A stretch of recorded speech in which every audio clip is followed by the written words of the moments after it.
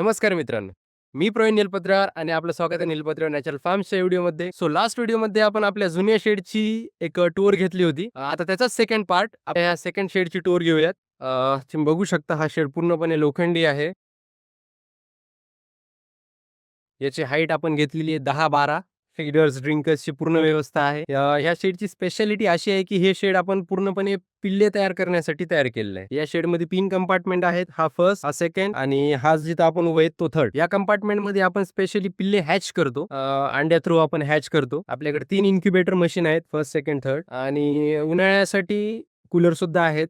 आता उन्हाळा संपलाय, सो आपण काढून ठेवले. जसे पिल्ले डे 1 ला हॅच होतील तसं आपण पिल्लांना ह्या साईडला ट्रान्सफर करतो. इथे पिल्ले पूर्ण 1 महिना मोठे होतात. हे माझे हँडमेड चिक गार्ड्स आहेत.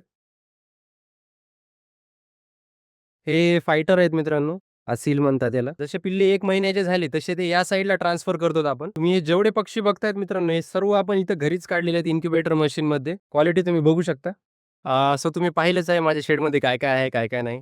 सो आजच्या व्हिडिओसाठी इतकंच. तुमचे काही कमेंट्स असतील, काही प्रश्न असतील तर नक्की विचारा आणि जाता-जाता चॅनल नक्की फॉलो करून जा. धन्यवाद.